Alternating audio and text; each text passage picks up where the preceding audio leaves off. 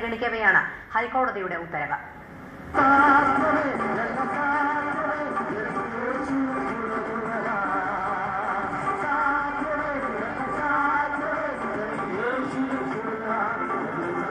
പത്തനംതിട്ട ജില്ലയിലെ പന്തളത്ത് ശബ്ദഘോഷങ്ങൾ ഉയർത്തിയുള്ള പെന്തക്കോസ്ത് വിശ്വാസികളുടെ കൂട്ടപ്രാർത്ഥന ശല്യമാവുന്നു എന്ന് ചൂണ്ടിക്കാട്ടി അയൽവാസികൾ പന്തളം പോലീസ് സ്റ്റേഷനിൽ പരാതി നൽകിയിരുന്നു.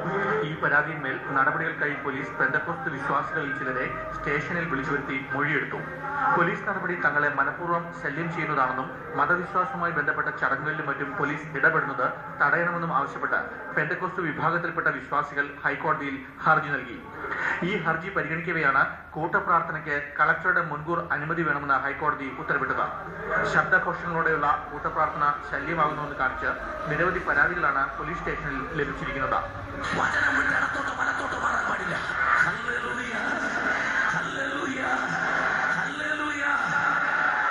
പൊതുജനങ്ങളുടെയും അയൽവാസികളുടെയും പരാതിയിൽ അന്വേഷണം നടത്തിയതായി പോലീസ് ഹൈക്കോടതിയെ അറിയിച്ചു. സർക്കാർ ഉത്തരവ് പ്രകാരം ഇത്തരം പ്രാർത്ഥനകൾക്ക് കളക്ടറുടെ മുൻകൂർ അനുമതി വേണം. ഇക്കാര്യം വിശ്വാസികളെ അറിയിച്ചതായി പോലീസ് വ്യക്തമാക്കി.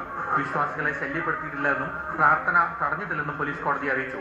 പോലീസിന്റെ നിലപാട് കോടതിയും അംഗീകരിക്കുകയായിരുന്നു.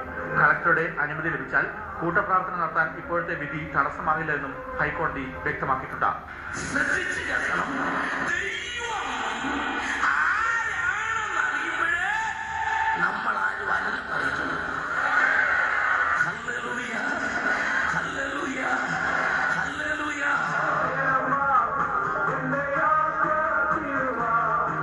Surya News Bureau, Kochi.